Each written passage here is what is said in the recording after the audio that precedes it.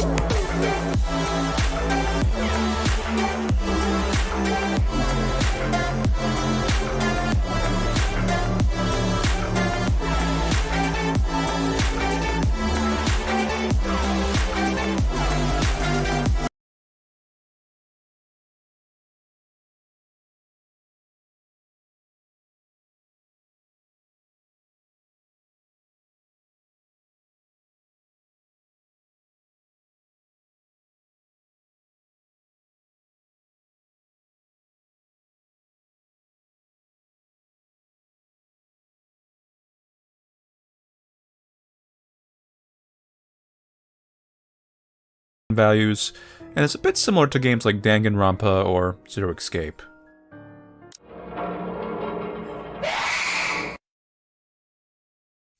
Yeah, how do you like that? It's a good start, right? You got a jump scare right when the game starts. It's a good start. So let's see, save, load, getting used to the UI down here. Branching tree relationships. So I wasn't kidding when I said there obviously is probably some Zero Escape kind of influence here. Anyway, let's go. The Ermengarde Mansion. It was built for Lord William and Lady Elizabeth Ermengarde of Luxbourne, humble ambassadors of peace and beloved by their people. Both were well known for their compassion and generosity, never failing to extend a helping hand to anyone in need. Under their influence and wealth, what was once a small, sleepy village grew to a prosperous and bustling town. However, the seasons of joy eventually ended when the good nobles perished at the hands of a great plague. Their riches and legacy were henceforth passed on to their only child, Lady Charlotte Ermengarde. The mansion has stood since the 1620s, a witness to a very long history of joy and pain. After Lady Charlotte committed suicide, the great house was eventually left uninhabited, and also really spooky, and that is when it began. Surrounding villagers spoke of seeing and hearing unearthly things, of cries and howls that filled the nights, and hearsays of a mysterious woman roaming the hollowed halls aimlessly. People who dared enter its walls were simply never heard from again. Even after 400 years, these stories remain, much like the house itself. Whispers about the once great house, its legend and its curse, still fall upon the villagers' ears. In spite of this, the current owners are convinced that these stories are nothing more than a hoax. With little regard for the truth, they had Briar Realty Corporation place the property back on sale. Like Pandora's box, the secrets that lie inside await to be discovered by brave souls. No matter what happens, take care not to be consumed by the curse. Good luck. Well, thank you, game, for talking to me directly, the player. We got a call from Rose. Hello? Is it... Isabella? Are you there? No, I'm not.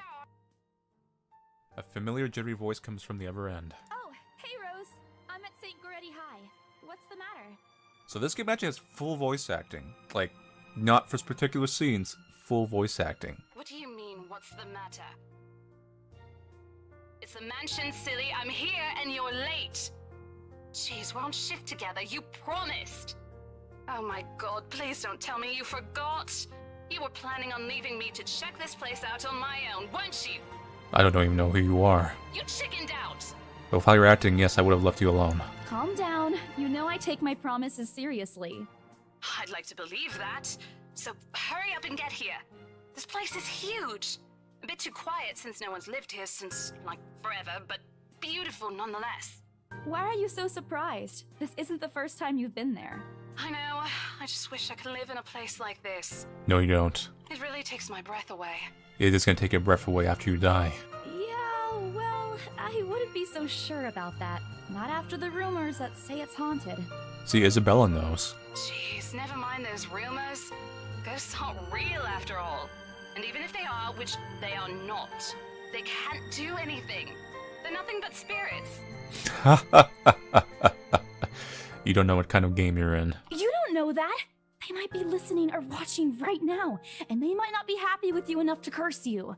No offense, sweetie, but that's a bit of a stretch. Believe it or not, it's better to be careful. Right. You know, not every property we sell will end up with a dead body stuffed in a sofa. And I think that mansion is where we'll likely find another one. I can feel it. It's like I can sense I'm in some kind of plot setup. That was one time, Isabella. Loosen up. Wait, just get here ASAP, please. I'm getting bored being here on my own. So what are the chances Rose dies right at the beginning? Fine, fine. Let me just finish up here. I'll be right there soon. We find her stretched out to death, just to cement that pun she made earlier. Okay, see you.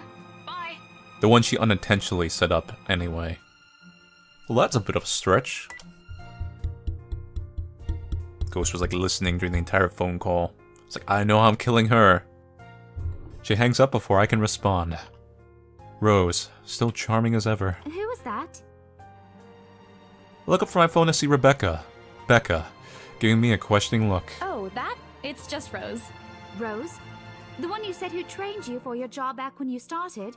Oh, the lips move. Oh, wow. You're working together again?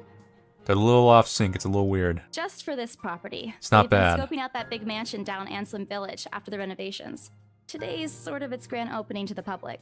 The RC wants to give it one last check before we let potential buyers tour it this afternoon. Oh, wait, mansion? That big spooky one you've been telling everyone about? Yes, the big spooky one I've been telling everyone about, apparently. Didn't you keep saying how it just gave you the creeps? You actually went there? And you're going back? Yes, I am. Well, I did promise Rose I wouldn't ditch her. And besides, a job is a job. Gotta do what you gotta do to make a living. As soon as those words have left my mouth, Becca lets out a soft chuckle. So you might not see any of this now, but this game does advertise a lot of choices. Like, they have a route web specifically for this very reason. What's so funny? Nothing. It's just that I didn't expect you to say that. Coming from you, it sounds so out of character. And they do mention a hilarious amount of epilogue CGs, so we're gonna be doing some real ending hunting here. I mean, no offense, but you've been freaking out about the place being creepy ever since you got assigned to it. Cursed rumors and all. I honestly thought you'd back out. Of course not, that'd be too sensible. Not all the time. I could really use a huge amount of cash right now, and this is just the fastest way to get it. Oh my god. Plus, listen to this.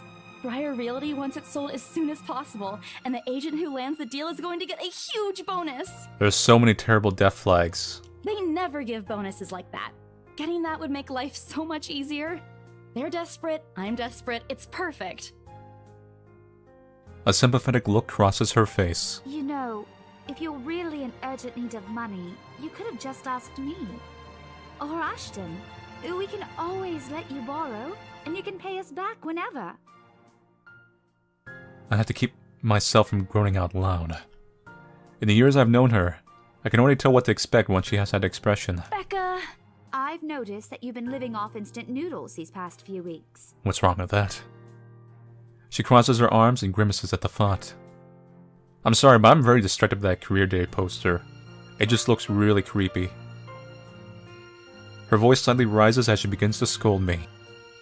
Instantly, I'm reminded why Becca is excellent at her job teaching boisterous teenagers. Stop eating junk! They're cheap, but they're not good for you. You'll definitely end up in the hospital if you keep at it.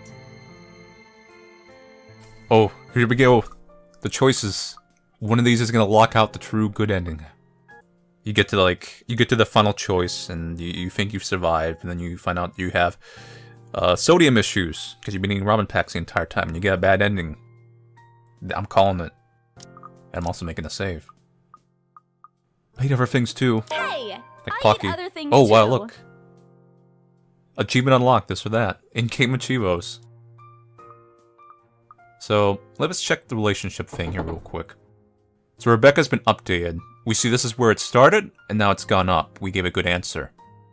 So we also have Isabella, who we have not met. Hannah, Zachary, Ashton, and Luke. Curious enough, you don't see Rose. You don't see Rose. That's really curious. I fold my arms across my chest, mimicking her posture and giving her the best frown I can muster. The same one I use with my younger siblings when they're being difficult. Instead, she only raises an eyebrow at me. That's not going to work on me. And I saw it when you were cleaning your flat last week. The instant noodle cups outnumber everything else. Why do we keep our instant noodle cups? You're just exaggerating. Did you even see what's in my cupboard yet? More ramen. I'm not just living on instant noodles alone. I've got canned beans, peas, tuna, ham, and even hamburgers in there. Becca's wrinkling her nose by the time I get to the end of the small list. I think she even went a little green on the last one. I would have laughed a little at that if I didn't know it would only lead to more reprimands from her. Aren't those the same ones you won from the grocer's raffle more than a year ago? Oh, no. Oh, I sincerely hope you're checking the date stamps on those things before eating them. In any case, those are still not exactly healthier choices, Belle. She shakes her head, possibly laughing at some funny distant memory. When she looks up, I immediately brace myself. More words from her. Sometimes it's just better to let Becca talk until she's out of things to say. But when she turns her attention back to me, there's only warmth in her smile. What am I going to do with you? Leave me and my ramen alone. She says this more to herself than me, her voice shifting to something kinder, even motherly if I'm looking for an exact word. I hope you know that it's impossible not to worry about you when you're like this. You don't have to keep eating the same thing. Give me free food.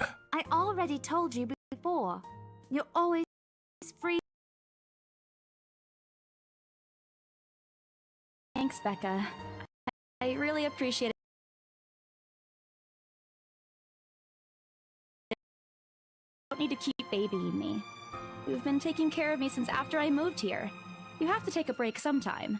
And before you ask again, no. You know I'm not a fan of borrowing money. And I'm not going to ask you to give me what you earned hard for yourself. You and your pride. But suit yourself. The offer stays on the table, though. I nod in response, if only to get her to drop the topic. But I'm pretty certain I will never take that offer. Ever. It has nothing to do with pride.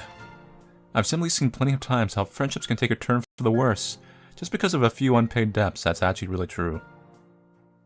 I don't want something like that to happen between me and Becca. So I always say, when you give a loan to a friend, it's not really a loan, it's more like a gift. So you should probably just treat it like that and maybe just cash in a favor down the line. You may argue about a lot of small petty things, but she already feels like a real sister to me. Maybe have someone do a little ice cream run in the middle of the night for you if you need. And that's not innuendo, I mean make them literally do an ice cream run. Run on top of ice cream in the middle of the night. Yeah, I don't want to lose that friendship over something so trivial. Becca taking a quick glance at something behind me, probably the clock hanging above the notice board, snaps me out of my thoughts. Well, enough chit-chat. Lunch is ending, and my students will be back any minute. We can catch up later. Good luck with your clients. You better treat us to lunch or something if you get that sale. You bet!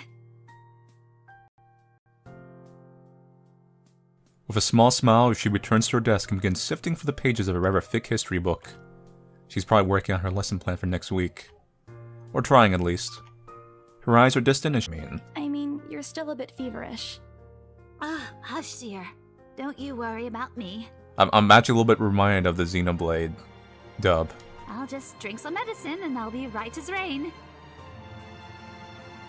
I level her with a flat look. She's a cold for a couple of days now. Something about the strange weather not agreeing with her lately.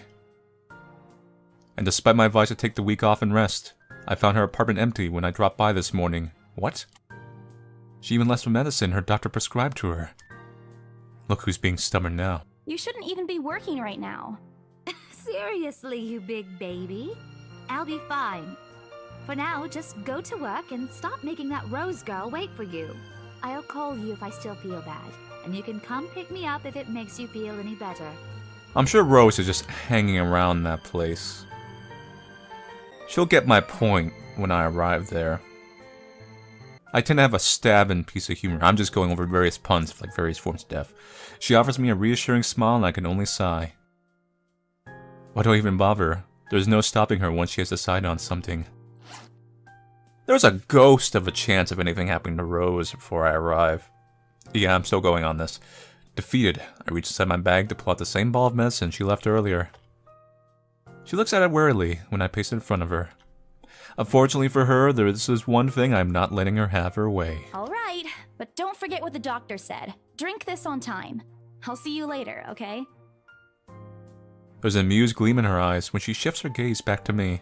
Look who's playing the mother hen now. Rebecca! Okay. I won't tease anymore. I'll make sure to drink it, Mom.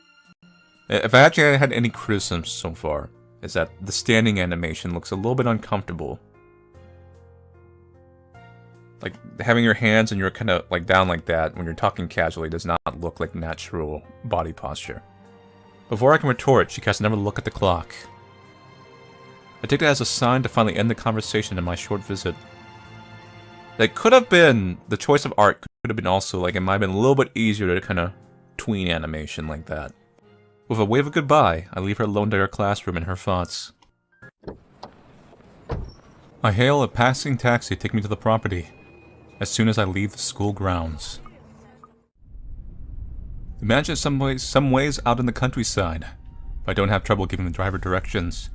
I'll just go past the Zarbucks and the Mist Flowers. And you also pass a Daisy's and a Beastly Penny. They're going out of business.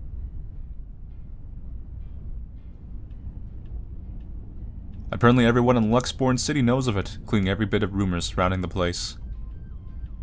Just the mention of its name is enough for the locals to give you cautious, sidelong glances. I learned that the hard way that my commute here, and it only boosted my belief that there's something more to the house. Technically that was there, not here.